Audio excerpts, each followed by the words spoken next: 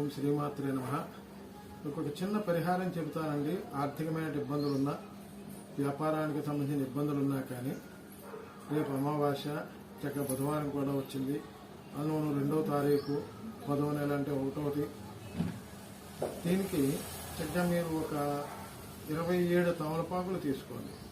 27 తమలపాకులు తీసుకుని అంటే కొంచెం మంచి రకంగా ఉండేట్టుగా, సమానంగా ఉండేట్టు, మరీ చిన్నవి కాకుండా మరీ పెద్దవి కాకుండా చిన్నవి కాకుండా మంచివి తీసుకుని రేపు ఉదయమే చక్కగా స్నానం చేసి చక్కగా మీ ఇష్టదైవాన్ని, కులదైవాన్ని తలుచుకుంటూ కానీ ఏదైనా మీకు నచ్చినటువంటి దేవుణ్ణి తెలుసుకుంటూ చక్కగా తమలపాకుల మధ్యలో గంధం బొట్టు పెట్టండి.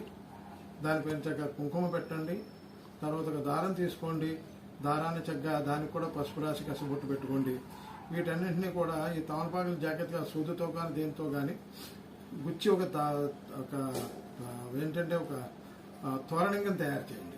తోరణంగా తయారు చేసి దానికి గుమ్మానికట్టు దండం పెట్టుకోండి చాలు. అంతకని ఇంకేం చేయక్కర్లేదు.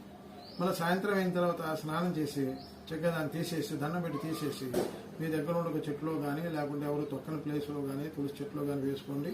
ఈ రకంగా చేసుకున్నట్లయితే కనుక ఆర్థిక సమస్యల నుంచి బయటకు వచ్చే సుఖంగా ఉన్నారని చెప్పని రిజల్ట్స్ కనపడ్డాయని కూడా మా గురువు గారి ద్వారా చెప్పడంతో ఆయన ద్వారా ఈ విషయం తెలియజేస్తున్నాను. వీలున్నంత వరకు ఉపయోగించుకోవడానికి ప్రయత్నం చేయండి.